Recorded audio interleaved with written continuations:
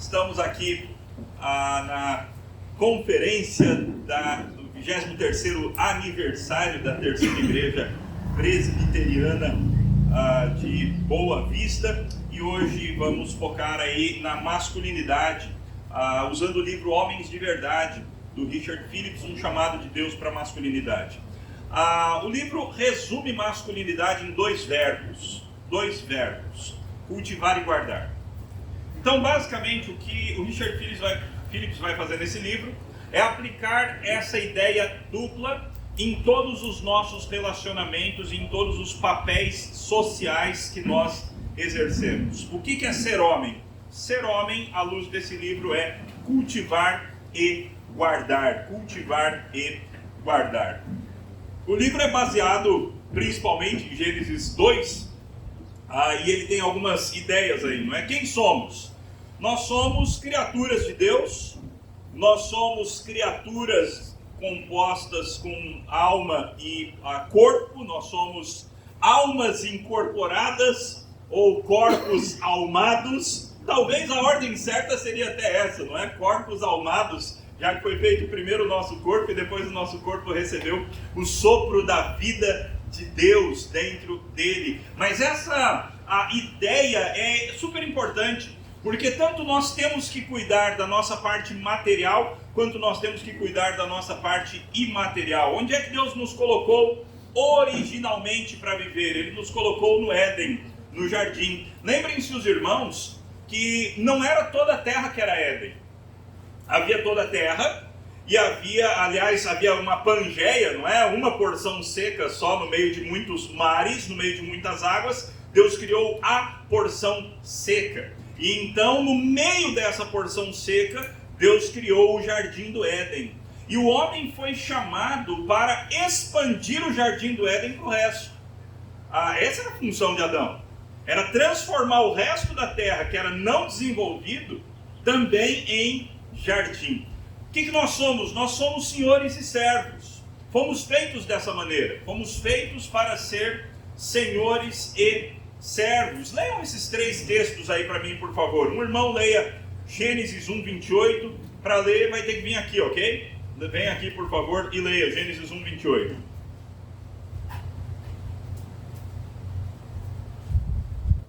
Outro irmão já vem com Gênesis 2:18 na mão. Bom dia, irmãos. Deus nos abençoou e lhes disse: sede fecundos, multiplicai-vos, enchei a terra, sujeitai, dominai sobre os peixes do mar, sobre as aves dos céus e sobre todo animal que rasteja pela terra. Baseado nesse versículo, nós somos senhores ou servos? Senhores? Por quê? Encher a terra, que mais? Dominai.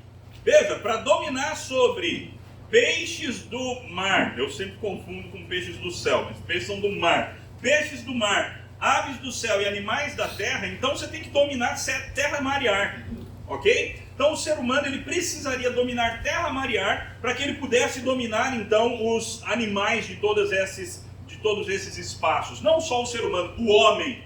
O homem foi chamado principalmente para esta função. 2:18 e 20, meu irmão. O Senhor Deus disse ainda: não é bom que o homem esteja só. Farei para ele uma auxiliadora que seja semelhante a ele. Verso 20. O homem deu nome a todos os animais domésticos, às aves dos céus e a todos os animais selvagens. Mas para o homem não se achava uma auxiliadora que fosse semelhante a ele. Maravilha! Esses dois versículos falam sobre qual função? Dominar ou servir? Dominar. Em que sentido? Dominar. Oi? Dar nome. Quando você dá nome para alguma coisa, você está acima dessa coisa para a qual você está dando nome, ok? Quem nomeia, num certo sentido, manda, tá bom? E que mais sentido que o homem foi feito para dominar nesse versículo aí? Auxiliadora? Ele tem uma auxiliadora, ou seja, ele está superior a ela. Se ela é uma auxiliadora, então ele domina também sobre ela. É claro que ele não domina sobre ela do mesmo jeito que ele domina sobre outras áreas da criação, evidentemente, mas ele domina sobre ela. Então, onde é que está o serviço? Daqui a pouco nós veremos. Aliás, é esse versículo que vem logo em seguida. Gênesis 2, 7 e 8, alguém leia, por favor. Aliás, todos juntos. Gênesis 2, 7 e 8, todos juntos. Eu estou com uma tradução um pouquinho diferente aqui, que é a Nova Almeida atualizada, mas vamos ler juntos. O texto diz assim: Então o Senhor Deus formou o homem do pó da terra e lhe soprou nas narinas o fôlego de vida, e o homem se tornou um ser vivente. E o Senhor Deus plantou um jardim no Éden, na direção do Oriente, e pôs nele o homem que havia formado. E é isso aí. Aqui, nós somos senhores ou servos? Certo. Por quê? Deus pôs lá para cuidar do... Determinou que ele ficasse lá no jardim. Porque nós somos criatura, nós fomos feitos e recebemos uma função. Deus é que colocou a gente para alguma coisa. Então nós temos um Senhor sobre nós. Então nós somos senhores e servos. Somos senhores e servos. Que, aliás, fazendo um parênteses aqui, essa é a posição do nosso Senhor Jesus Cristo também, não é? Nosso Senhor Jesus Cristo, Ele é Senhor, evidentemente, Ele é Deus. Ele é Rei dos Reis, Senhor dos Senhores. No entanto, Ele é um Senhor que se fez servo. Ele é um Senhor que assumiu sobre si a nossa humanidade, foi encontrado em figura humana, a si mesmo se esvaziou, a si mesmo se humilhou, assumindo forma de escravo. Então, nosso Senhor Jesus Cristo é Senhor e servo. E nós, homens, somos chamados para isso também. A imagem mais apropriada para a masculinidade que eu vejo, eu nem sei se eu a pus aqui, acho que não, é a imagem da coroa de espinhos. Eu acho que essa é a imagem gráfica mais apropriada para o significado da masculinidade nas Escrituras. Nós somos reis, nós mandamos, nós governamos, nós somos os senhores, mas a nossa coroa é de espinhos. Nosso senhorio, nosso governo, nosso direcionamento, nosso dirigir é um dirigir servil.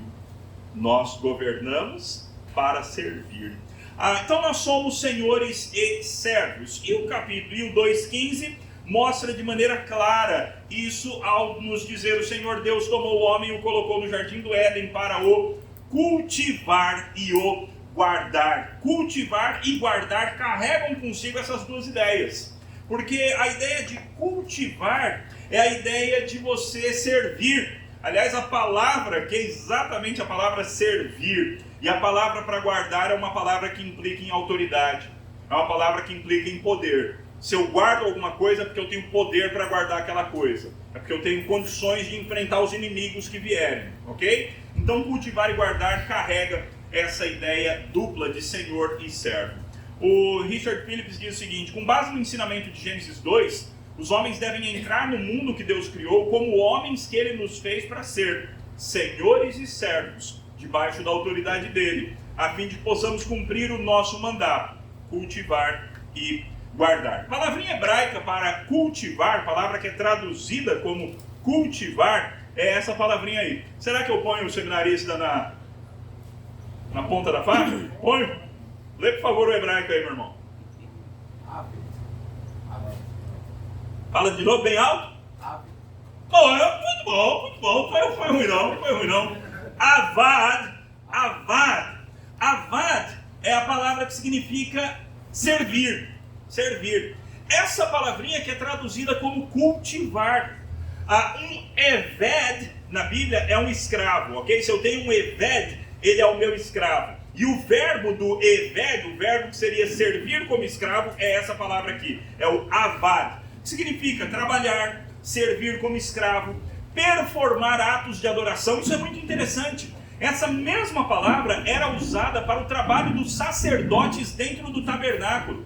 O que os sacerdotes faziam dentro do tabernáculo? Eles avad, eles serviam, eles adoravam o Senhor. A palavra também significa cultivar, laborar, servir como militar. Olha que interessante. escravizar e subjugar. Num outro dicionário, a palavra significa, palavra que aliás aparece 317 vezes no Antigo Testamento. Trabalhar, desempenhar, servir, adorar, levar a cabo, honrar. Levar a cabo a ideia de concluir o que você começa, não é? Tem essa ideia também nessa palavra. No passivo, a palavra significa ser arado, trabalhado, ser trabalhado. Num outro tempo verbal significa escravizar, fazer trabalhar, fazer servir, ser levado, influenciado. E o substantivo significa feito, ato, escravo, servo, subordinado, trabalho, labor, serviço, etc, etc, etc, etc. Essa palavrinha é a palavrinha que Deus escolheu para dizer: Deus colocou o homem no jardim do Éden para o avad, para o cultivar, para trabalhar ali nesse jardim, para ser, num sentido, um escravo de Deus nesse jardim, para servir o Senhor nesse jardim, na amplitude maior que essa palavra possa encontrar. Qual é a nossa função? Servir. Servir. Servir na terra, servir a esposa, servir acima de tudo o nosso Deus ao adorá-lo, ao viver para a glória dele, servir os nossos semelhantes. Nós fomos chamados para o serviço. Mais um pouquinho do Richard Phillips. O que faz um jardineiro para que o seu jardim cresça? Afinal, Adão foi colocado no jardim para avad o jardim. E o que faz um jardineiro para que o seu jardim cresça? Ele cuida do jardim. Ele o cultiva. Palavrinha importante. Conceito fundamental. Se tivesse prova, vocês tinham que guardar essa palavrinha aí, porque ela ia cair na prova. Ok? Ele o cultiva. Ele planta semente e poda galhos. Ele cava e fertiliza. Seu trabalho torna os seres vivos mais fortes, belos e exuberantes.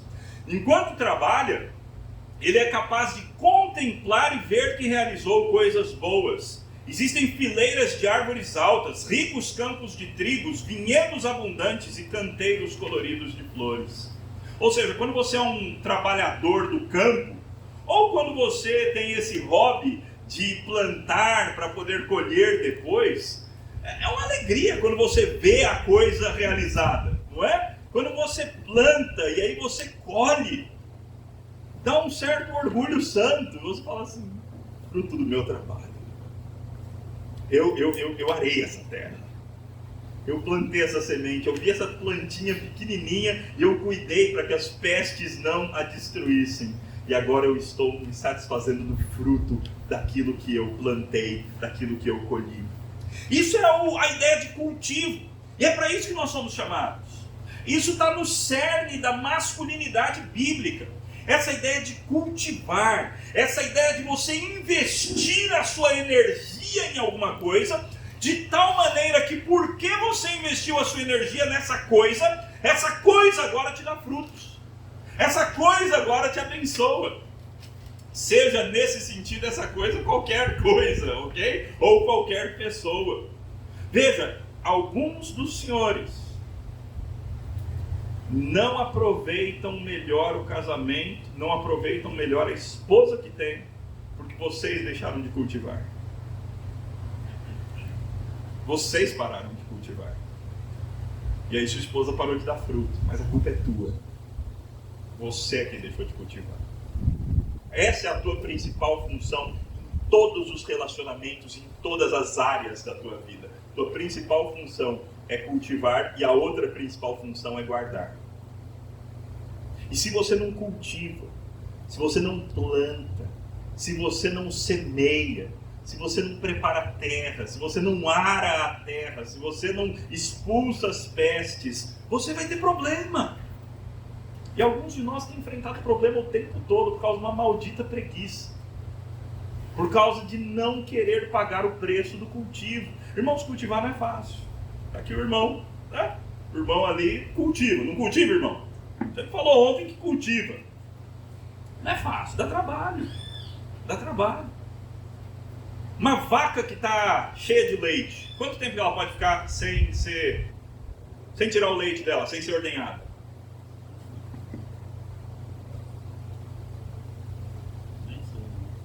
Sabe não? Eu também não sei. Alguém sabe? Quanto tempo uma vaca, daquela que está bojuda de leite, quanto tempo pode ficar sem ser ordenhada? Alguém pesquisa aí no chat GPT e traz pra gente a resposta, por favor. 6 horas. Oi? Fala sério. Eu achava que era um dia. Bem menos.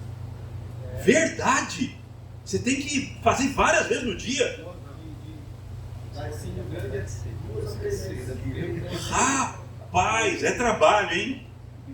Veja, não tem jeito, gente. É trabalho. Você quer ter alguma coisa boa na vida, tem que trabalhar. Se você é mimimi, preguiçoso, gosta só de ficar jogando, esqueça. A vida vai ser muito difícil para você. A vida de verdade é trabalho. A vida de verdade dá trabalho. Só que a honra de um homem... E aí, meu caro? Tudo bem, pastor? Bom te ver, meu irmão. Anderson. Só que a honra de um homem tem a ver exatamente com você colher o fruto do seu trabalho árduo. Isso é uma alegria.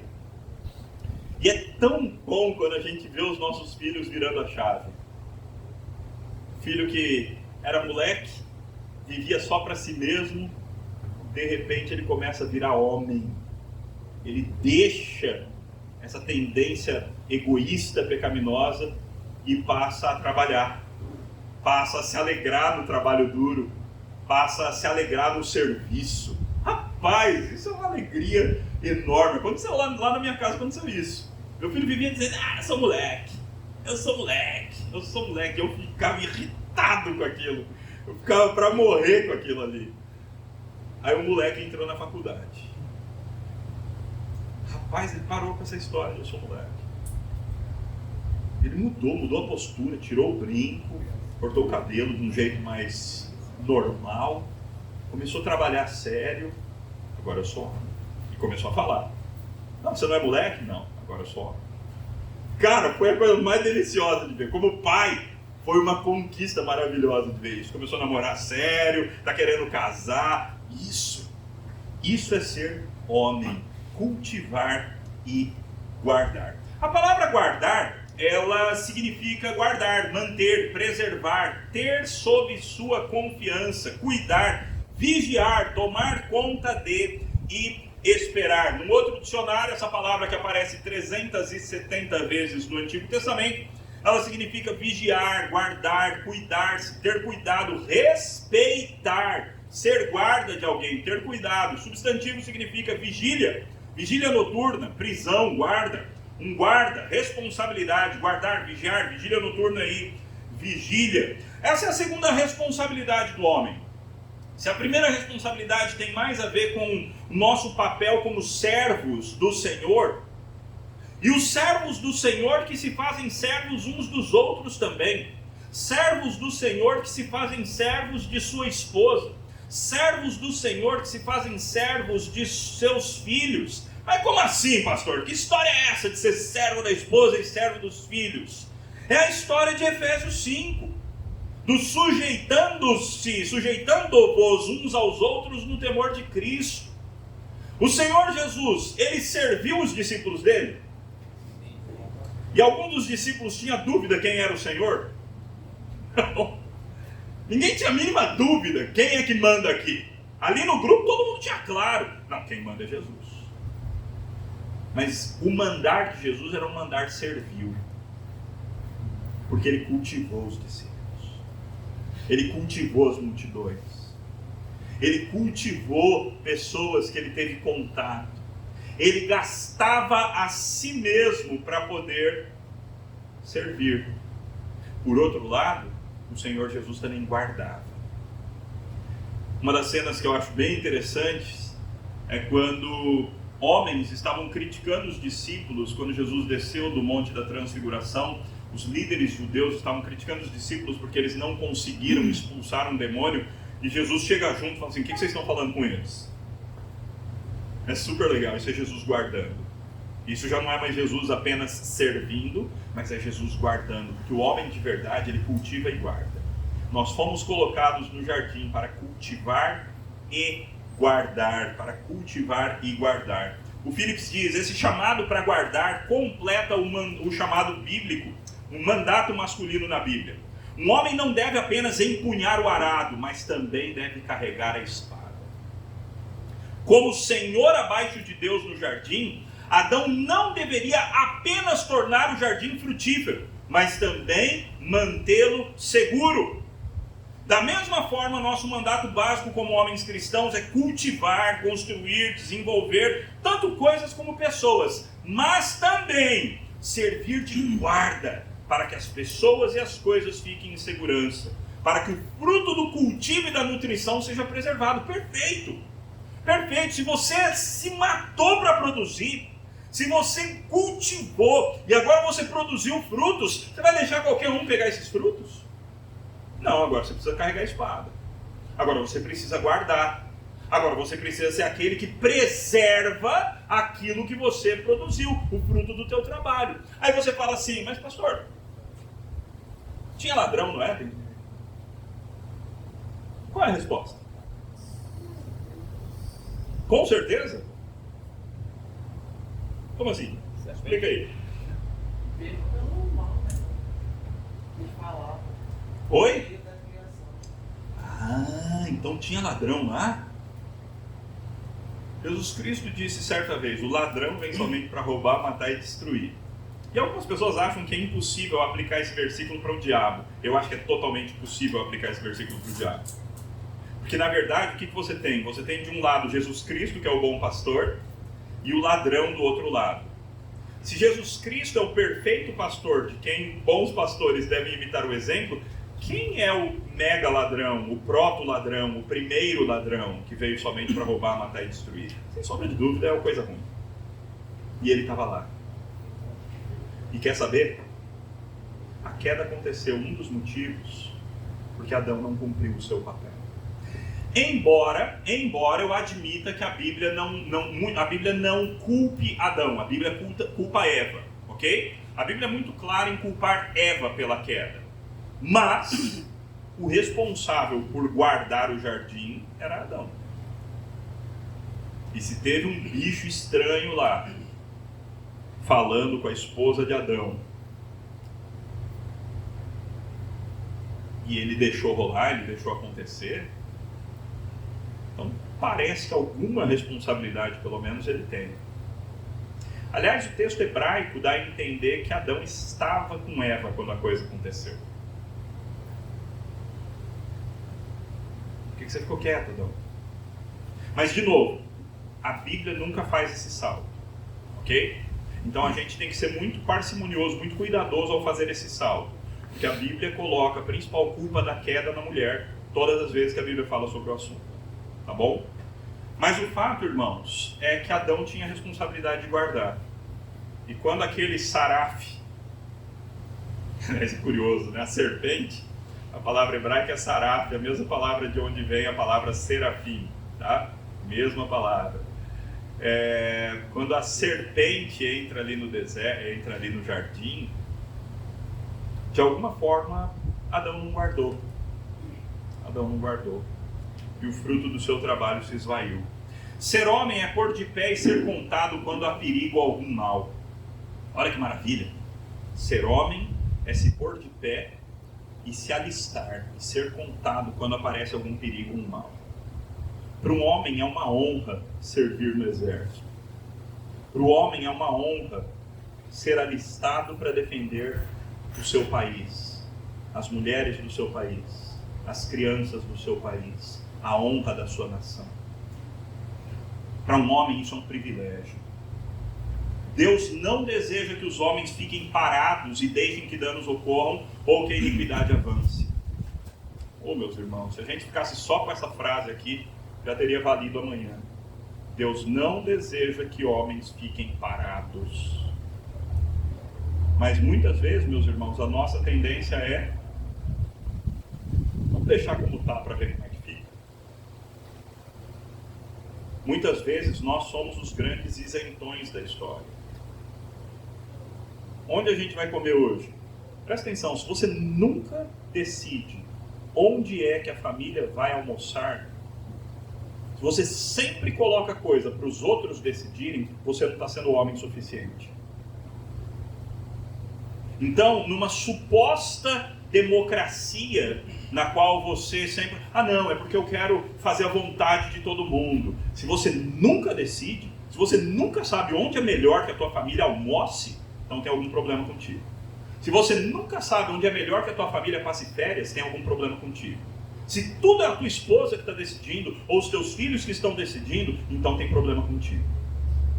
Você não está sendo o homem da casa.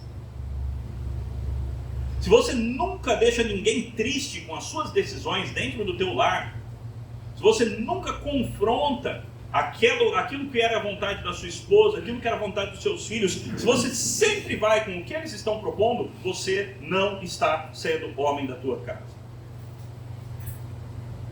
Porque ser homem é governar, irmãos. Sim, um governo servil. Sim, é cultivar e guardar. Mas no processo de guardar, muitas vezes nós teremos que confrontar, nós teremos que não fazer a vontade daqueles que estão sob nossa liderança, sob o nosso governo. Irmãos, nós vivemos uma época de homens fracos. Você sabe disso. Você sabe disso.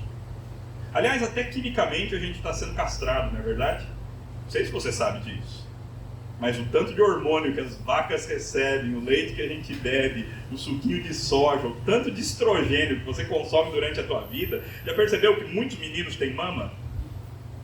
Muitos meninos estão desenvolvendo mama. Isso é estrogênio, meus irmãos. Isso é bombardeio de estrogênio que a indústria está colocando nos homens. Até na água que a gente bebe muitas vezes tem hormônio feminino. Então existe um processo, existe uma... eu não gosto de teorias da conspiração, eu não sou disso. Tá? Por incrível que pareça, embora eu tenha falado isso que eu acabei de falar, eu não sou disso. Eu sou raro para aceitar alguma dessas coisas. Mas essa é uma que eu pesquisei bastante a ciência. E vi que a coisa é feia. A masculinidade está sendo questionada e destruída e atacada em todos os contextos, até quimicamente. Diga lá, meu pastor. Não, tem até a expressão homem sojado, né? Homem sojado, nunca tinha ouvido. Porque a soja tem... Homem sojado, ótimo, ótimo, é isso aí. É isso aí. Deus não deseja que os homens fiquem parados, irmãos, e deixem que os danos ocorram. Se nós ficarmos parados, o dano vai ocorrer. Tem um monte de homem que é mais homem por aí que vai fazer o dano. Se você ficar quieto, eles vão levar. Vão levar o que eles quiserem levar. Daqui a pouco a gente vai ver um homem que deixou levar. Pelo contrário, somos chamados a manter os outros seguros em todas as relações pactuais em que entramos. Em nossas famílias, nossa presença deve fazer com que nossas esposas e filhos se sintam seguros e tranquilos. Na igreja devemos defender a verdade e a santidade contra a invasão do mundanismo e do erro. Na sociedade devemos assumir nosso lugar como homens que se levantam contra o mal e defendem a nação da ameaça e do perigo. E meus irmãos, isso é uma honra. Isso é o privilégio do homem. Ser o guardador, ser o guarda, ser aquele que empunha a espada, isso é um privilégio do homem. Aliás, as duas coisas, empunhar o arado é um privilégio do homem e empunhar a espada é outro privilégio do homem. E nós precisamos olhar isso como isso é, como privilégio, como honra que o Senhor Deus nos deu. Nós somos aqueles que semeiam, não somos os que recebem em primeira instância. Então, o que o resto desse livro faz é aplicar o conceito de cultivar e guardar nos vários relacionamentos do homem, ok? No trabalho, no casamento, com os filhos, na sociedade mais ampla e com os amigos, ok? Se não der tempo da gente ver tudo isso daqui, não tem problema, porque o conceito mais importante já foi transmitido, ok? O que é ser homem então, irmãos? Cultivar e guardar. Cultivar e guardar. O que é ser homem, irmãos? Ser senhor e servo. Ser senhor e servo, boa. O que é ser homem, irmãos? Tomar as decisões. Tomar as decisões, boa, boa. O que é ser homem, meus irmãos? Governar pelo serviço, maravilha, governança servil. O que é ser homem, meu irmão? O rei que tem uma coroa de espinhos. É o rei com uma coroa de espinhos. É isso aí. Nós somos reis, nós temos a coroa é nossa. Não é uma coroa de ouro cheia de pérola não, viu? Não é coroa com frufru não, a nossa coroa é uma coroa de espinhos. Nós somos aqueles que vieram para imitar o nosso Salvador. Então, se você está só usando uma coroa na tua casa e ela não está doendo na tua cabeça, tem coisa errada. Você está sendo um déspota, não está sendo um homem. Aliás, 3 erros comuns da masculinidade. Estou divergindo um pouco, isso é de outra palestra, mas vamos lá. 3 erros comuns da masculinidade. O homem menino. O homem que não assume responsabilidade. O homem que só quer entretenimento. O homem que só fica no joguinho. O homem que está perdido nos bets da vida. O homem que tem um videogame e por vezes deixa a esposa lá na cama enquanto ele está jogando videogame. Esse é o homem menino. Esse é o homem que não cresceu. O segundo é o homem feminino. Então o primeiro é o menino, o segundo é o feminino. É o homem muito delicado, é o homem com fala mansa, que fala... Já viu? Aliás, está muito comum nos meninos da nossa época. Talvez mais lá para a minha região do que aqui. Os meninos, eles não falam duro, não falam firme. Não sei o quê. Uma vozinha esquisita. Fala que nem homem, menino. Fala direito. Menino, para de requebrar. Homem não anda desse jeito aí, não. Irmãos, é papel do pai falar essas coisas. É papel do pai falar essas coisas. Seja homem, meu filho. Para de chorar, moleque. Seja homem. Não é que homem não chora. Não é exatamente isso. Homem chora e o nosso Senhor Jesus Cristo, que foi o mais macho que já pisou nessa terra, ele chorou. Mas homem não chora por qualquer coisa, não. Homem não chora por qualquer coisa. Curioso que a Bíblia não fala de Jesus chorando na cruz. Fala de Jesus chorando no meio de um momento de morte de um amigo. E fala de Jesus chorando por ver que Jerusalém ia ser destruída por não ter se arrependido. Mas não fala dele chorando na cruz. Interessante. Homem não chora por qualquer coisa, meus irmãos. E nós precisamos ensinar nossos filhos. Essa é a segunda perversão, o homem feminino. O homem isentão, o homem que não toma sua posição. O homem que é passivo. Passivo. Irmãos, nós não fomos feitos para ser passivo, nem sexualmente e nem na vida. Nós somos os ativos. Nós não fomos feitos para ser passivo. O homem tem que tomar a iniciativa. O homem tem que tomar decisão. Isso é ser homem, gente. Terceira perversão. É uma hipermasculinidade. É o homem hipermasculino. É o homem que acha que a sua masculinidade dá a ele o direito do abuso. É o homem que só usa a coroa. É o homem que só usa a coroa, mas não é uma coroa de espinho. Ok? Ele acha que ele tem o direito de pisar. Ele acha que ele tem o direito de humilhar. Ele acha que ele tem o direito de governar, não de maneira servil, mas de governar de maneira abusiva. E está cheio de homem assim, meus irmãos. Inclusive na igreja do Senhor Jesus Cristo. É o Red Pill. É o Red Pill, exatamente. É o homem abusador. É o homem que levanta a mão para a esposa. É o homem que manda calar a boca. É o homem que fala, eu que pago as contas, você fica na tua. Nós não somos homens para isso não, meus irmãos. Então essas são 3 perversões comuns da masculinidade. Então vamos aplicar o conceito de cultivar e guardar a várias áreas aí da masculinidade. Pastor, me ajuda a não passar do tempo, tá? Por favor. Então para de falar, que acabou. Não tem 10 minutos. 10 minutos, beleza. Desculpa, 20 minutos. 20? Ô rapaz, agora ficou maravilhoso. Ninguém respeita um homem que não trabalha. Isso aí. É simples assim. Isso é maravilhoso. Tudo bem se um homem for burro, feio ou até um pouco desagradável, desde que ele trabalhe duro. É mais ou menos isso mesmo, gente. Veja, a burrice não tem o que fazer. Porque nasce burro, fazer o quê? Nasce burro, nasce feio, fazer o quê? Mas o trabalho, meu amigo, o trabalho não importa. Você não pode falar, nasci preguiçoso, fazer o quê? Tome vergonha na cara.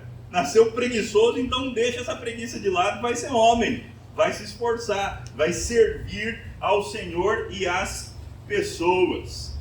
Nada é pior do que um cara que não trabalha. Considere o desprezo que o apóstolo Paulo relega a um homem preguiçoso. Se alguém não quer trabalhar, também não coma. Por que é assim? Porque os homens foram feitos para trabalhar. Os homens têm o dever de trabalhar. Os homens gostam de trabalhar, o homem de verdade. E se sentem muito bem quando trabalham duro.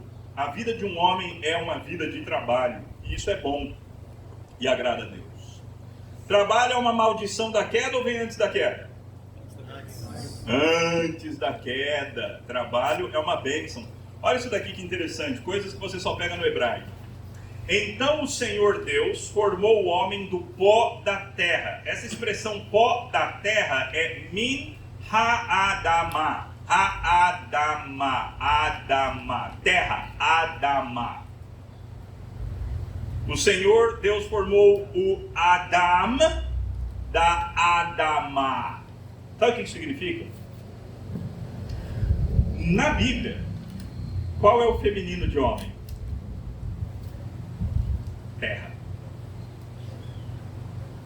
É claro que a Bíblia tem mais de uma palavra para homem. E vai ter uma outra expressão que aí o feminino vai ser mulher, ok? Mas o primeiro feminino de homem, o feminino de Adão é terra. Sabe por quê?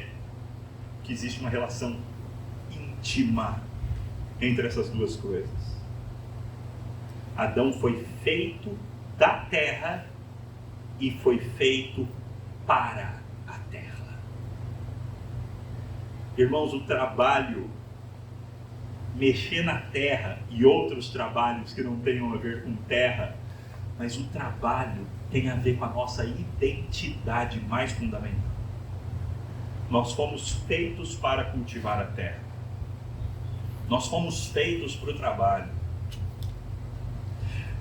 Aliás, isso é tão sério que a esposa foi feita como o quê? Auxiliadora de quê? Oi? Uma auxiliadora idônea para quê? Ela vai auxiliar em quê? No trabalho do homem. É por isso que vários de vocês têm uma tendência de ignorar a família por causa do trabalho. Porque nós somos feitos para o trabalho. O trabalho é absolutamente central na nossa identidade masculina.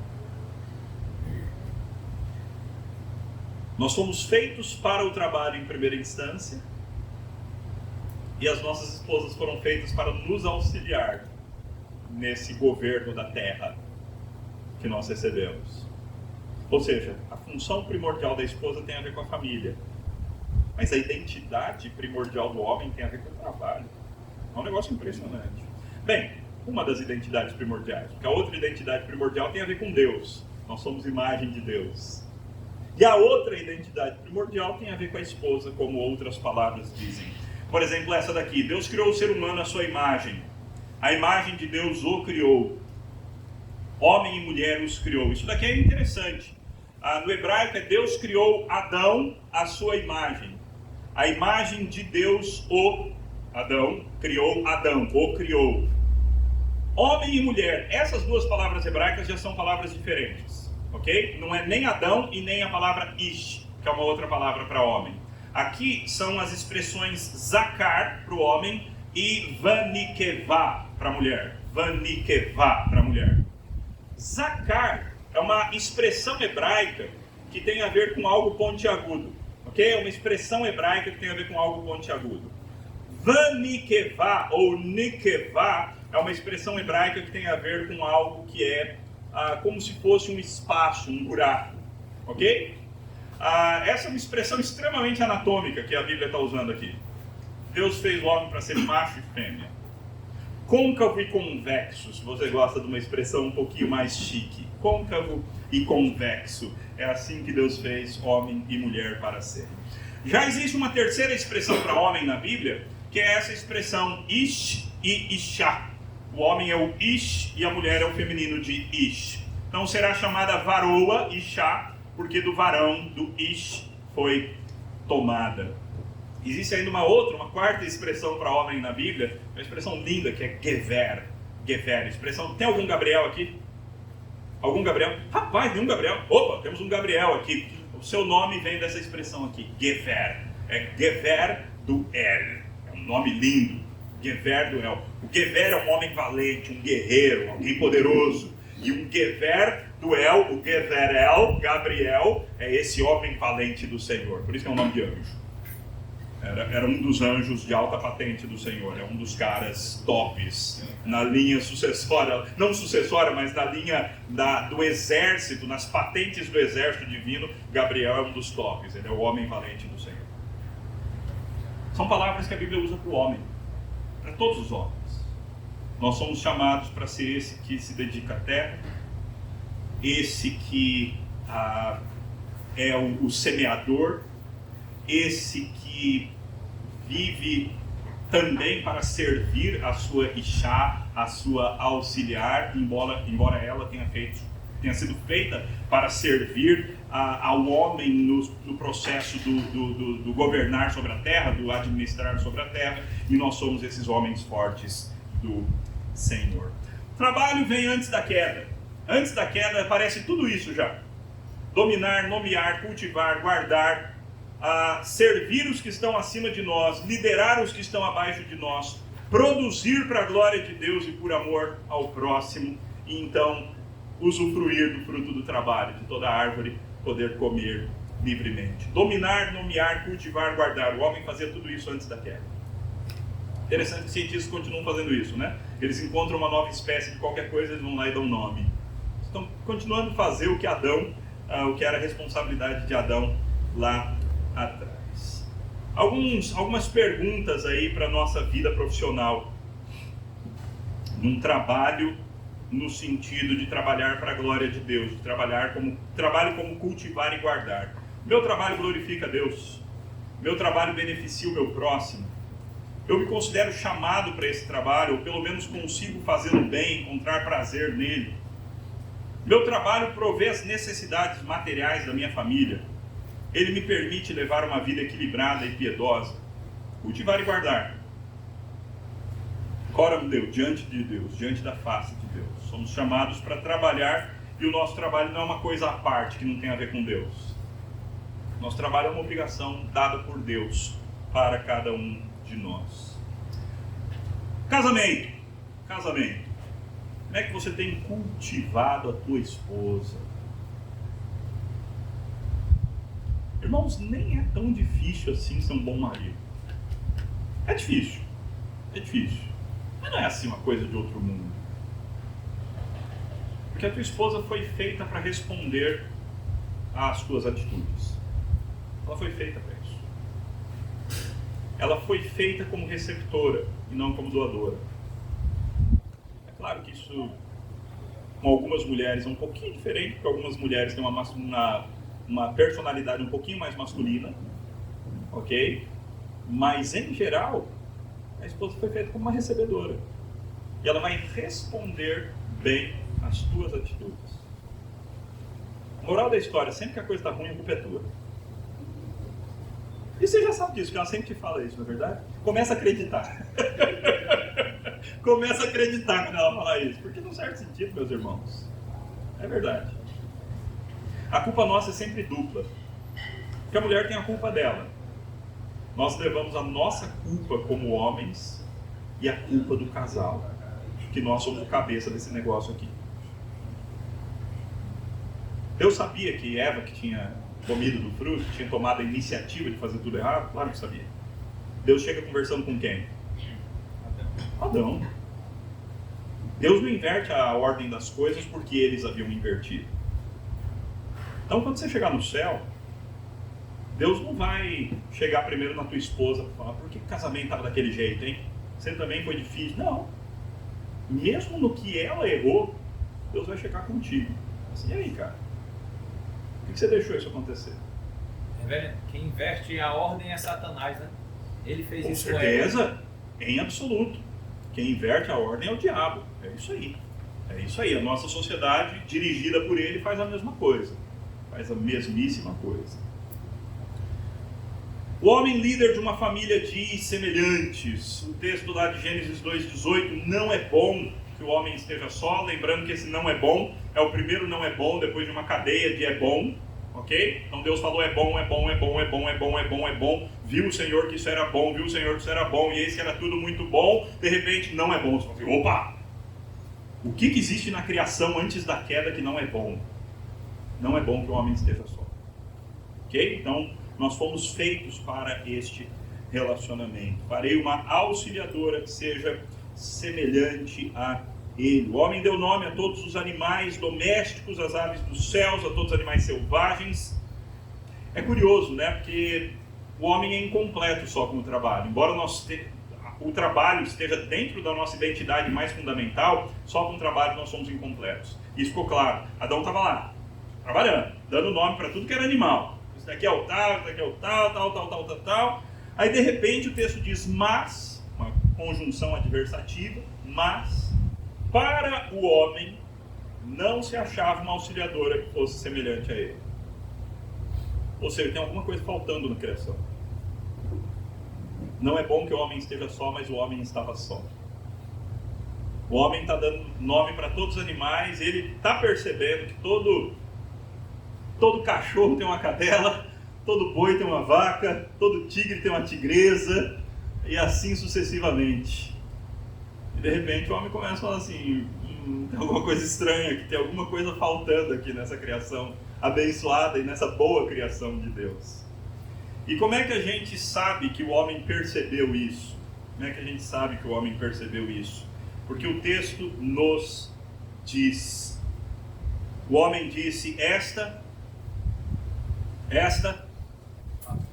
afinal, ou seja, ele estava percebendo que tinha uma coisa faltando na criação. Tanto é que a hora que ele fala no texto, ele diz, finalmente, Senhor, agora sim, Senhor, agora sim, agora eu percebi que a coisa está completa. Esta, afinal, osso dos meus ossos, carne da minha carne, e eu vou dar nome para ela também, porque eu sou autoridade sobre ela. Ela é a varoa, ela é a Ishá, porque ela foi tirada do Ish. Ela é a mulher, porque ela foi tirada do homem. É interessante esse conceito do homem como origem e fim também, não é? Tanto o homem é aquele que dá uma parte de si para 5 minutos para o desenvolvimento da sua esposa, quanto ela é feita e é trazida para ele. Ela é trazida para ele. É uma coisa linda, né, meus irmãos? Essa ideia de Deus fazer uma mulher e entregar para o homem, que coisa mais gloriosa, irmãos. Irmãos mais novos que estão aqui. Sexo é uma coisa linda, limpa e pura. A palavra não é pecado e a coisa em si também não é pecado, desde que feita do jeito certo, na hora certa, com a sua esposa. Sexo é lindo, irmãos. Deus entregou um jardim particular para cada homem. É muita graça, gente.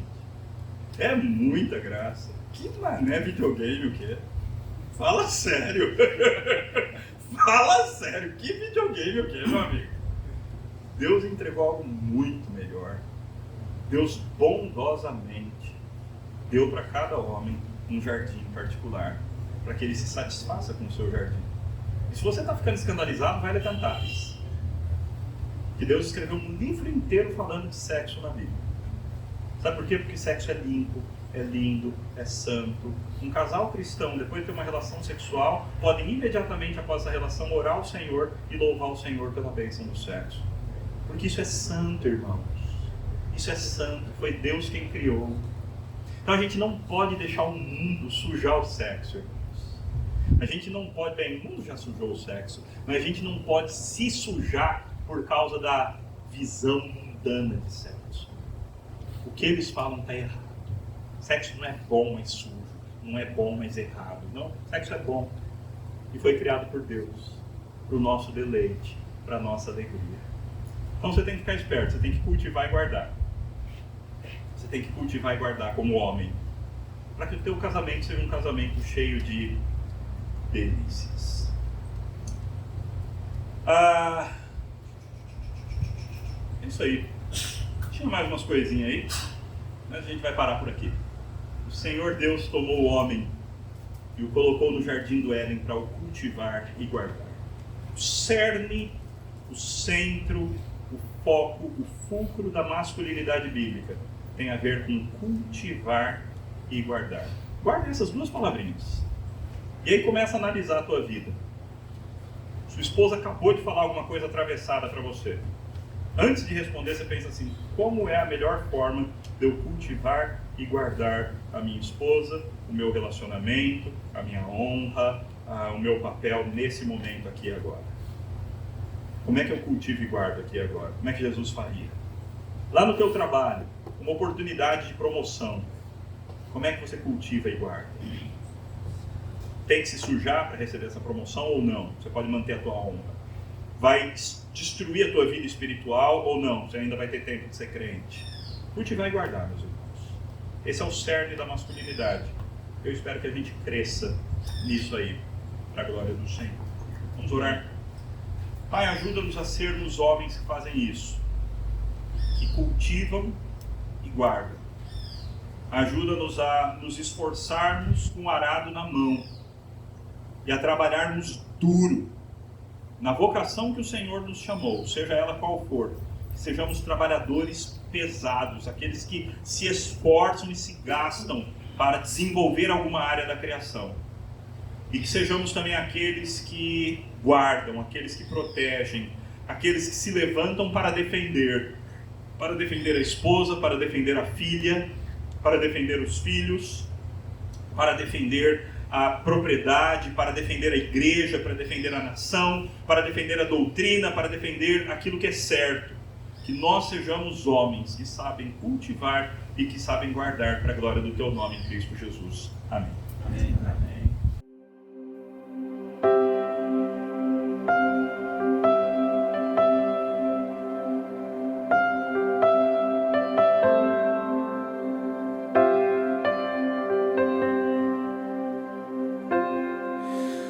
Tu és bem-vindo aqui.